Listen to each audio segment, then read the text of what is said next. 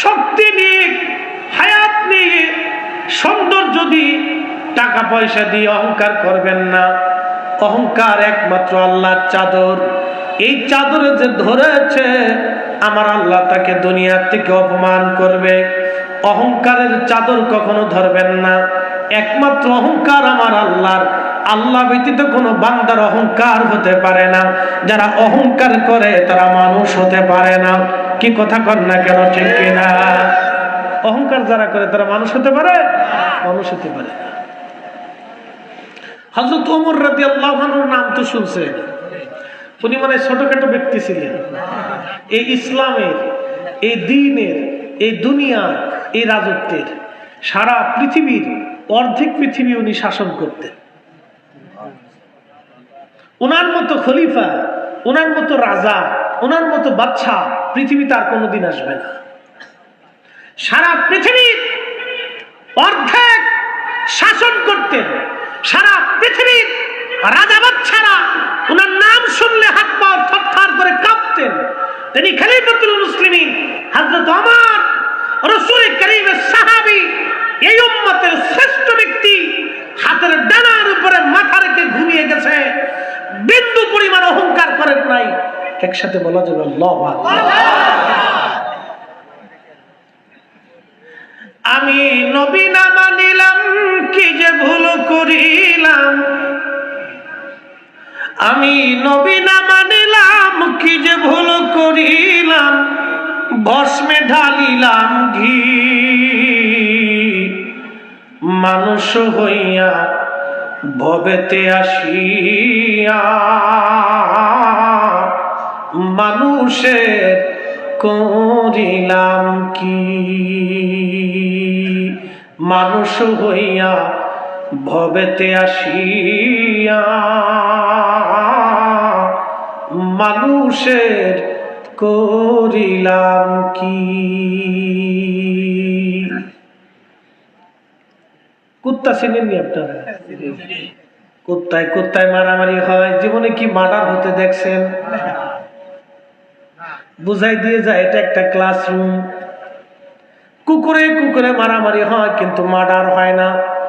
গরু গরু গুতাগুতি হয় কিন্তু মার্ডার হয় না। কিন্তু মানুষে মানুষে মারামারি যখন করে তখন মানুষ মানুষকে মার্ডার করে, হত্যা করে। তার মানে আমরা এখনো মানুষ হতে পারি না। আমরা মানুষ হইতে পারি না। মুসলমান, এটা কি বাঘারপাড়া না খাজুরা? বাঘারপাড়া থানা না? আচ্ছা, বাঘারপাড়াবাসী বেতালপাড়া নামটা কে রাখছিল? তার ওয়াস্কার দেওয়ার দরকার। বেতালপাড়া অনেক পুরনো নাম। আসলে আগের যুগের মানুষ তো বেশি সহজ সরল ছিল। আমাদের ফরিদপুরে একটা এলাকার নাম আছে 10,000। 10,000 সালতা থানায় 10,000। পাশে একটা গ্রাম আছে গোরাদা। তো গোরাদার থেকে এই একজনের বউ ফালাইয়া 10,000 গেছে রাগ রূপ কইরিয়া। তো বেটা থানায় যায় মামলা দেখে, দারোগা সাহেব লেখেন গোরাদার থেকে বউ ফালাইছে 10,000। দারোগা সাহেব এসে, তুমি কি বুঝছো কও না বুঝছো কও? তো স্যার আমি বুঝিয়ে করতেছি। আপনি লেখেন গোরাদার থেকে বউ ফালাইছে 10,000।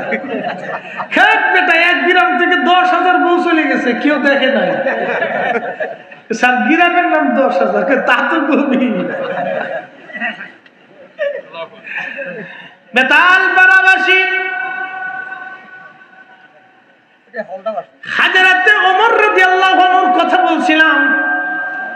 একটা ঘটনা ওনার জীবন থেকে শোনাই দিয়ে যায়, খুব মনোযোগ দিয়েন। ওনাদের জীবন থেকে শোনাই। হযরত ওমর রাদিয়াল্লাহু আনহু গভীর রাত্রিবেলা ঘুরে ঘুরে দেখতেন প্রজারা কে খায় কে খায় না, কে ঘুমায় কে ঘুমায় না, কার দরিদ্রতা আছে কার নাই, কে অভাব অভিযোগের মধ্যে আছে। গভীর রাত্রিবেলা হযরত ওমর গেলেন। যাওয়ার পরে দেখতেছেন মরুভূমির ভিতরে বেদুইন এলাকায় একটা ছোট্ট তাঁবুর মধ্যে মিটমিট করে আলো জ্বলে। হযরত ওমর এবং তার গোলাম আসলাম দুইজনে গোপনে গোপনে ধীরে ধীরে ছদ্মবেশ ধরে গেলেন। ওই তাঁবুর পাশে দাঁড়াইলেন হযরত ওমর, চিন্তা করলেন দেখি এই তাঁবুর ভিতরে এত রাত্রিবেলা কেন আলো জ্বলে।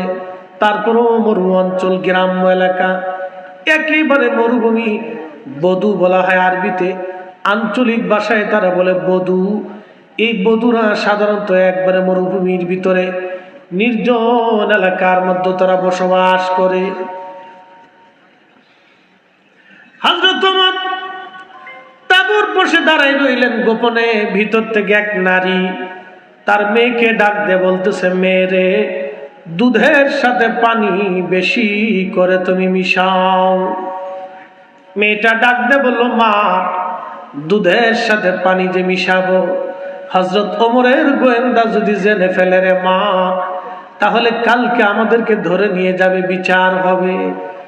মহিলা ডাক দিয়ে বলল, মা রে, এত রাত্রিবেলা ওমরের গোয়েন্দা কি করে জানবে যে তুমি দুধের সাথে পানি মিশাইতেছ? মেয়েটি ডাক দিয়ে বলতেছে, মা রে, ওমরের গোয়েন্দা যদি নাও জানে রে মা, আমার আল্লাহর চোখ ফাঁকি দেওয়ার সুযোগ নাই। মারে, দুধের সাথে আমি পানি মিশাইতে পারবো না। চিৎকার মেরে জোরে বলেন না মারহাবা। ফিলিস্তিন